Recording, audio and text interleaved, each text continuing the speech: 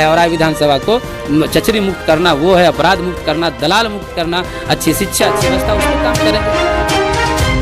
नमस्कार, Bharat times news में आपका स्वागत है। मैं हूं शाहनवाज आलम। आज हम पहुंचे हैं महागठबंधन के समर्थित पार्टी भाकपा माले के उम्मीदवार आफ्ताब आलम के घर पे, और इस वक्त हम मौजूद हैं कटरा प्रखंड के उपरौली गांव में, जो कटाई पंचायत के अंतर्गत आता है। अब चल करके नवासी औराई विधानसभा क्षेत्र के प्रत्याशी आफ्ताब आलम से हम खास बातचीत करेंगे। तो चलिए हम बात करते हैं। इस वक्त हमारे साथ मौजूद है आफ्ताब आलम। अब चल के उनसे खास बातचीत करेंगे। भारत टाइम्स में आपका स्वागत है, और सबसे पहले अपने बारे में कुछ बताइए। मेरे बारे में तो आप लोग भी बड़े बखूबी जानते हैं, और नाम आफ्ताब आलम हुआ। और हम लोग स्कूली शिक्षा कहाँ से किया?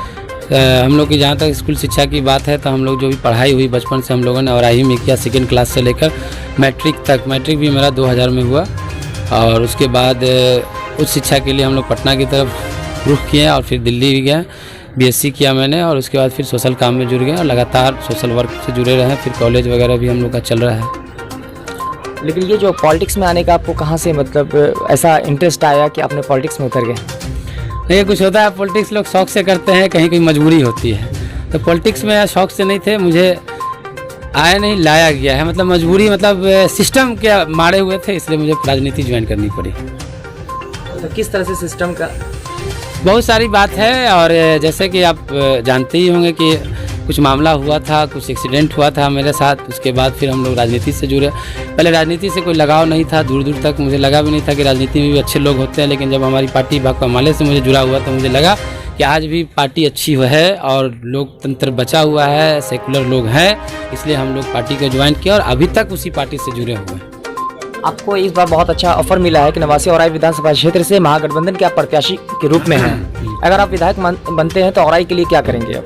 देखिए, हमारी लड़ाई जो शुरू से रही है 5 साल से, जो हम लोग औराई विधानसभा के मुद्दे पर ही हम लोग पूरा संघर्ष करते रहे हैं। चाहे वो चचरी का मामला हो, चाहे वो हॉस्पिटल का मामला हो, स्कूल का मामला हो, भ्रष्टाचार का मामला हो, या हत्या, जो पूरा गुंडागर्दी जो चल रही है, जो राक्षस राज चल रहा है, उसका मामला हम लोग रोड पर संघर्ष करते रहे हैं। क्योंकि आप लोगों को मालूम ही होगा कि ये आज़ादी के 74 साल के बाद लोग जब चांद पे जा रहे हैं, लेकिन औराई विधानसभा की जो जनता है चचरी के पुल पर चल रही है।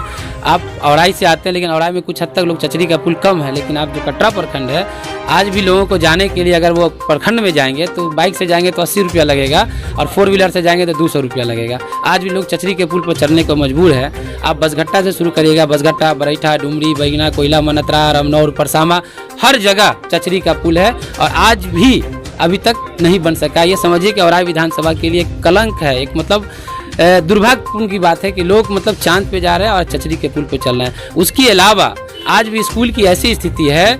कल हम लोग क्या बोलते हैं, जनार बेदौल में हम लोग कैंपेन चला रहे थे, तो जनार में एक बेदौल, एक ये बागमती हाई स्कूल था, वो बागमती के अंदर चला गया। आज वो हाई स्कूल कहाँ चल रहा है?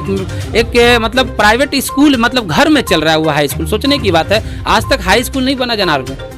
और यहीं पे आप लखनपुर पंचायत का एक तवक्कलपुर गांव है, वहाँ भी प्राइमरी स्कूल है, खुले आसमान में बच्चे पढ़ रहे हैं, भवन नहीं है। इधर चंगेल में बरद्वारा गांव है, वहाँ भवन नहीं है, बच्चे खुले आसमान में पढ़ रहे हैं। आपको जहाँ से हमारे विधायक जी आते थे, वहाँ पर घनश्यामपुर बेसी, वहाँ पर 300 बच्चे का एक स्कूल है, मिडिल स्कूल है, वहाँ एक टीचर है। उसरी बेसी में एक मिडिल स्कूल चल रहा है, जहाँ एक क्लास एक भवन में चल रहा है, वहाँ पे बिल्डिंग नहीं है। आप सैला हाई स्कूल चले जाए, हथौड़ी हाई स्कूल चले जाइएगा, वहाँ भवन नहीं है। आप यही जगह बुक्ची कॉलेज है, वहाँ पर जर्जर स्थिति है, भवन गिर चुका है, डेस्क बेंच तक नहीं है। तो ये शिक्षा की स्थिति है, हमारे कुशासन बाबू का कुशासन है, जो औराई विधानसभा में आके कहते हैं ना विकास हुआ है, समझिए कि यहाँ आके विकास पगला गया है, ये स्थिति है। और स्वास्थ्य का मामला में जब देख लीजिएगा तो 26 पंचायत का औराई है और 22 पंचायत का कटरा है, 2 एम्बुलेंस है। कितने लोग एम्बुलेंस के कारण, आप ही के ससौली के बगल का पासवान टोला है, याद है मुझे, उसको बेचारे को एम्बुलेंस नहीं मिला, ठेला पर लेके जा रहा था, अब ब्लॉक के गेट पर दम तोड़ दिया। एम्बुलेंस होता तो शायद वो नहीं मरता। ऑक्सीजन की कमी है। जितना जो हेल्थ सेंटर चल रहा है औराई विधानसभा में, उसमें जानवर बधा हुआ है। और रही बात भ्रष्टाचार की, इस प्रखंड में, इस विधानसभा में 12 हत्याएं हो गई, आज तक किसी हत्यारे को सजा नहीं हो सका है। ये हमारे औराई विधानसभा की सूरत हाल है। उसी को लेकर हम लोग संघर्ष कर रहे हैं और जीतने के बाद तो फिर हम लोग सबसे पहले जो हमारा मुद्दा है औराई विधानसभा को चचरी मुक्त करना, वो है अपराध मुक्त करना, दलाल मुक्त करना, अच्छी शिक्षा, अच्छी व्यवस्था, उस पर काम करेंगे। इसमें क्या जाता है आप सोचिए, बहुत सारे गरीब का वृद्धा पेंशन नहीं बना है, उसमें विधायक का क्या जाएगा? वो एक बार वीडियो को डांट के बोलेगा इसका वृद्धा पेंशन बनाओ तो नहीं बनेगा। वृद्धा पेंशन के लिए रिश्वत मांगा जाता है। आपको अगर आधार कार्ड बनाना है उस पर रिश्वत मांगा जाता है। मृत्यु प्रमाण पत्र बनवाना है उसके लिए रिश्वत बनाया जाता है। इवन कि अगर आप स्टेट बैंक में पैसा रखे हुए हैं, अगर उसको निकालना है तो उसके लिए भी आपको घूस देना पड़ता है। तो इसमें अगर विधायक टाइट होगा, जनप्रतिनिधि टाइट होगा तो कोई पैसा क्यों लेगा? अगर आप विधायक बनते हैं औराई विधानसभा क्षेत्र से, तो सबसे पहला आपका क्या मुख्य होगा, क्या काम करेंगे? सबसे पहले हमारा चचरी मुक्त जो आंदोलन है वो अच्छी शिक्षा, अच्छे स्वास्थ्य, उस पर काम करेंगे। उससे कोई कंप्रोमाइज नहीं होगा। अगर उससे हम लोग अगर सरकार हम लोग की तो बन ही जा रही है, बनेगी तो हम सबसे पहले हमारा वही काम होगा। 15 अक्टूबर 2020 को आपके नॉमिनेशन के बाद आपकी अरेस्टिंग हुई थी, वो किस मामला को लेकर के हुई थी? देखिए, एक शेर है ना, उसी का शहर वही कातिल वही मुद्दई, मुझे मालूम था कि मेरा कसूर निकलेगा। असल मामला था दिलीप राय की हत्या हुई थी सिंहवारी के अंदर में, और वो हत्या किया गया था। पुलिस का कहना था कि आत्महत्या, लेकिन उसको मार के लटका दिया गया था। तो हम लोग उसकी इंसाफ के लिए, दिलीप राय के इंसाफ के लिए हम लोग वहाँ पर धरना दे रहे थे, वो भी शांतिपूर्ण तरीके से, वो गाछी में ही नहीं कि रोड पे, लेकिन राजनीतिक साजिश के तहत। मुझ पर 22 को हत्या होती है, 27 को केस किया जाता है और मुझे पता भी नहीं। और नॉमिनेशन से 4 घंटा 10 घंटा पहले बताया जाता है कि आप पर वारंट है, इसलिए कि वो नॉमिनेशन को रोकने की पूरी साजिश चल रही थी। लेकिन जब जनता साथ में है तो कौन क्या करेगा, जब ऊपर वाला साथ में। तो हम लोग गए तो उसमें अरेस्टिंग हुई, फिर 2 दिन में छूट के आ गए। इस वक्त हमारे साथ मौजूद हैं नवासी औराई विधानसभा क्षेत्र के प्रत्याशी आफ्ताब आलम के पिताजी। अब उनसे पूछेंगे और जानने की कोशिश करेंगे कि उनके जो पुत्र हैं वो औराई विधानसभा क्षेत्र से विधायक का चुनाव लड़ने जा रहे हैं, तो इनको किस तरह से खुशी महसूस हो रही है। आप आफ्ताब भाई जो औराई से चुनाव लड़ रहे हैं, इसको आप किस तरह से देखते हैं, कितनी खुशी महसूस हो रही है आपको? बहुत ज़्यादा खुशी हो रही है।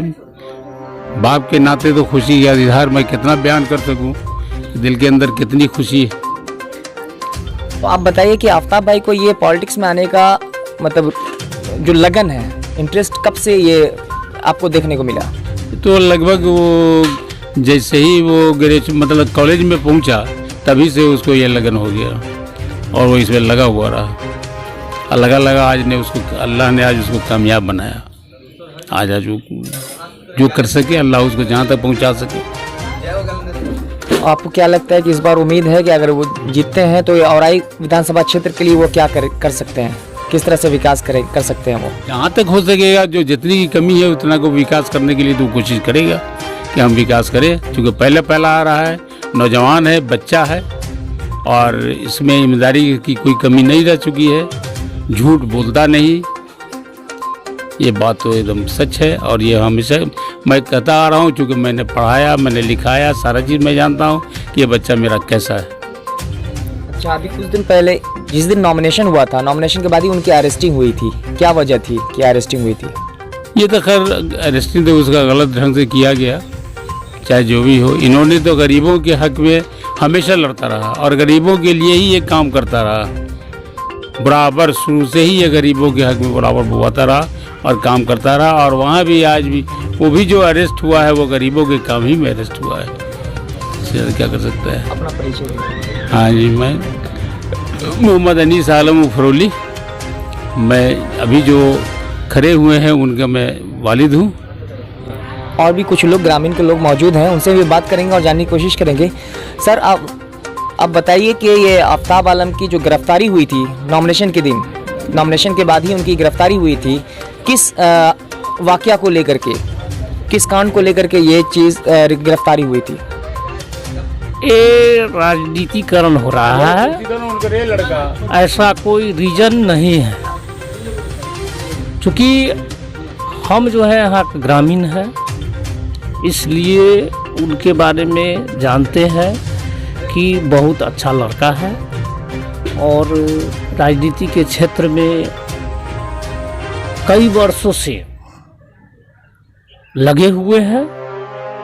और चूंकि ग्रामीण के नाते हम यही कहेंगे कि इस एरिया का पूरे विधानसभा क्षेत्र का लोग,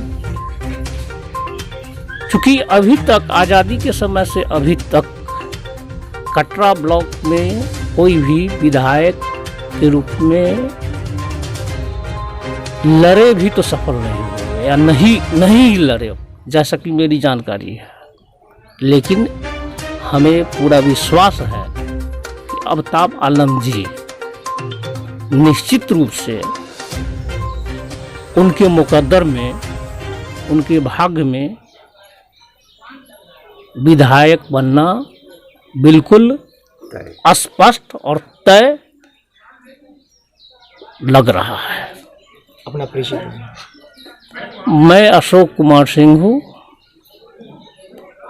मैं इसी गांव का निवासी हूँ और हमें बहुत खुशी है कि हमारे गांव का ग्रामीण विधायक बनने जा रहा है।